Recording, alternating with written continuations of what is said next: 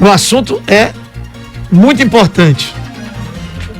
Das vezes que nós já tratamos, eu não sei nem, inclusive, quantas vezes a gente já falou aqui de doação de sangue.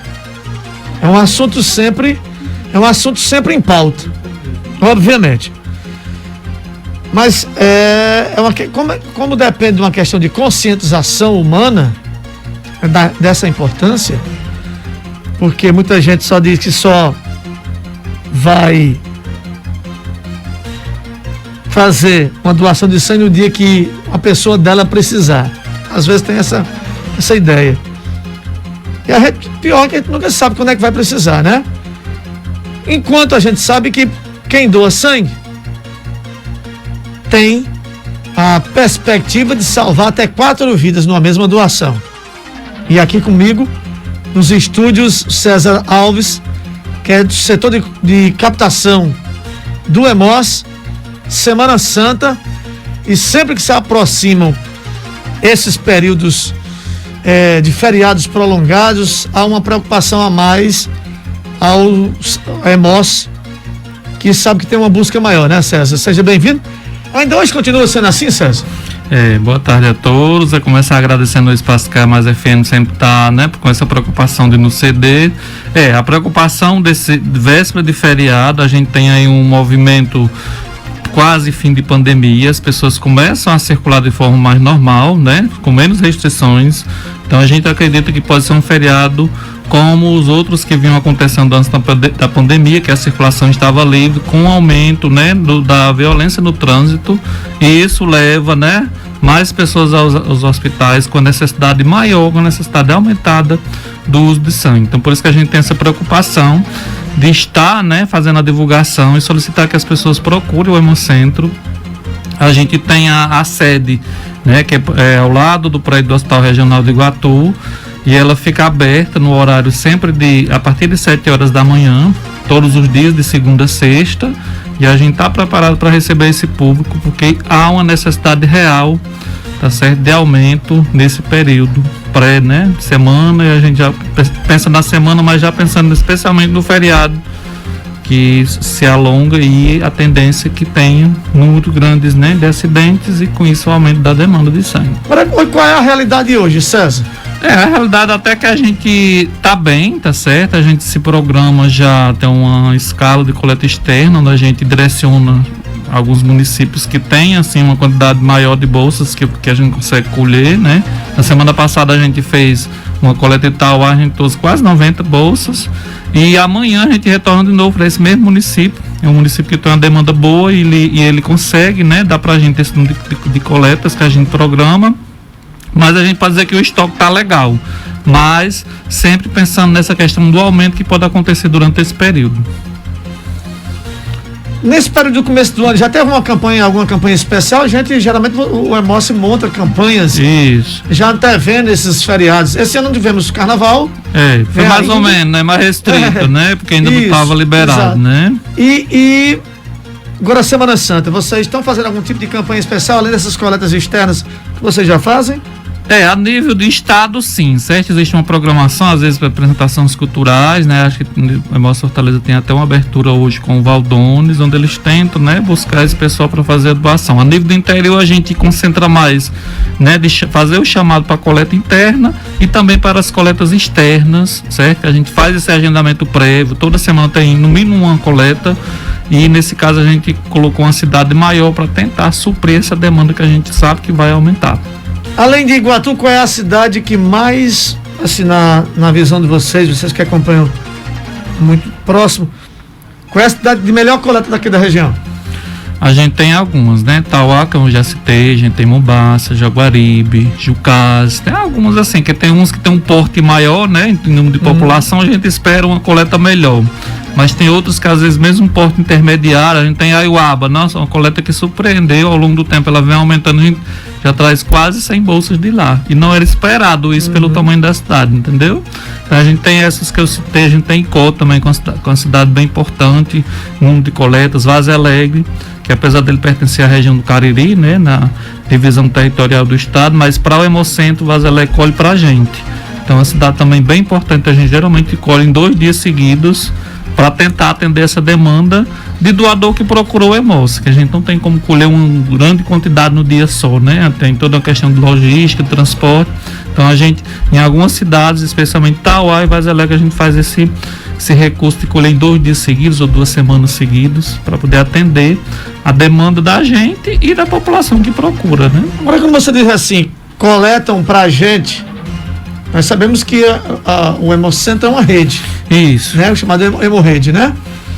Se eu não tenho sangue no Iguatu, a rede tendo, ela disponibiliza para vocês. Isso, disponibiliza. Como é que funciona isso? Geralmente a gente colhe um pouco a mais do que a demanda desses municípios, já pensando que pode ter algum paciente que não está dentro desses municípios, que eles precisam ir para uma rede mais especializada, né? Tipo Fortaleza ou Cariri. E muitas vezes são os pacientes, tipo pacientes hematológicos, eles usam sangue em uma grande quantidade. Então a gente já pensa nessa parte, colhe para cobrir a nossa região, né, que são 25 municípios, e colhe também desse paciente, pensando que esse paciente em algum momento pode estar em outro ponto da rede e que ele necessita de sangue também. E a gente vai enviar esse sangue para onde precisar, né, se em outro hemocentro precisar, e o inverso também pode acontecer, se a gente precisar. Às vezes não é nem a questão da quantidade, às vezes um sangue específico a gente não acha. A gente tem muita questão de doador de sangue raro. É verdade. Entendeu? Aí é mais difícil às vezes encontrar um sangue para aquele específico no hemocentro. Aí às vezes a gente faz o giro no hemocentro, né, a nível regional, até Fortaleza, tentando buscar esse sangue que possa atender aquela demanda específica. Quando não acha, César, o que acontece, por favor?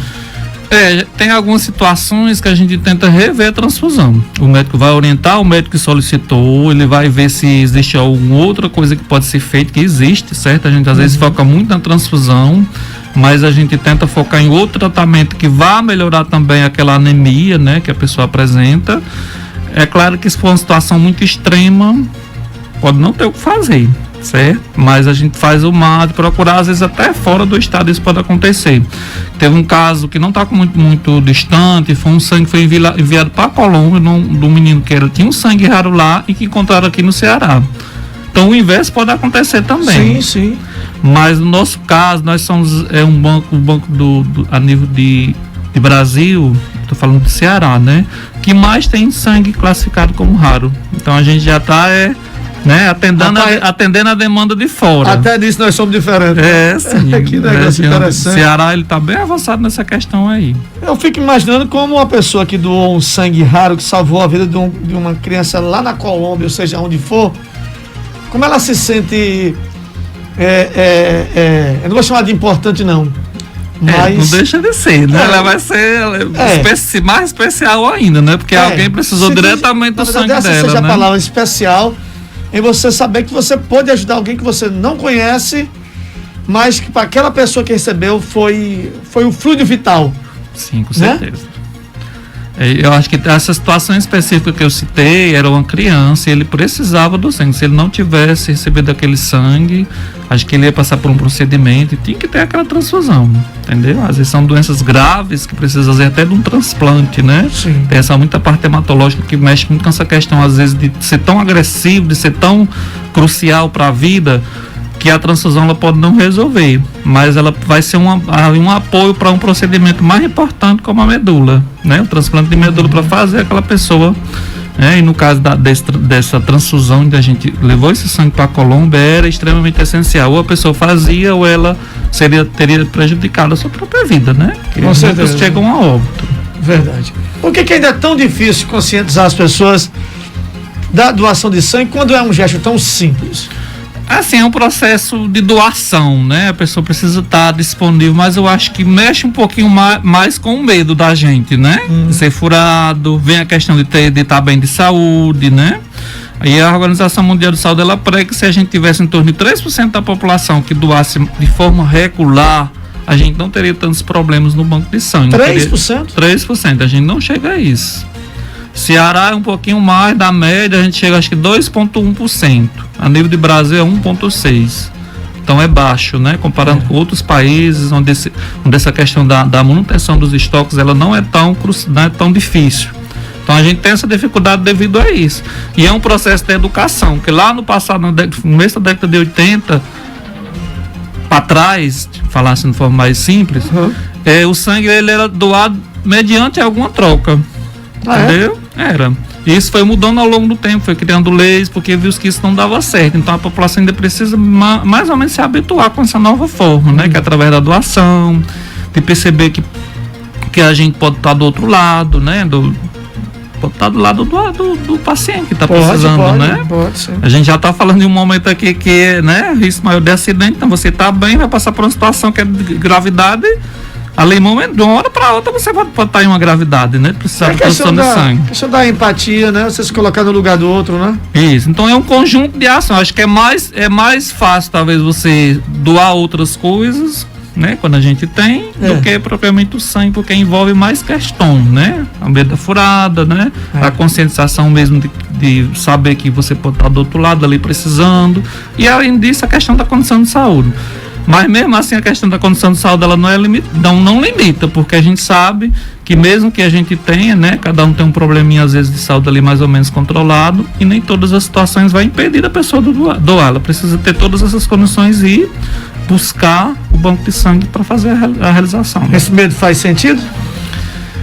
Não, em muitas situações não. Já a maior parte das doações a pessoa não vai sentir absolutamente nada. Você usa uma coisa simples, né? É simples, né? Doação. O processo não demora tanto, entendeu? Ao longo do tempo a gente foi criando um mecanismo que foi ficando mais prático para o doador.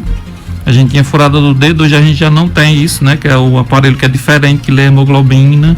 Então é mais a punção no braço mesmo, e ali de forma tranquila, alimenta, trata bem, então deixa ele todo de uma forma que ele se sinta acolhido para voltar e realizar outras doações.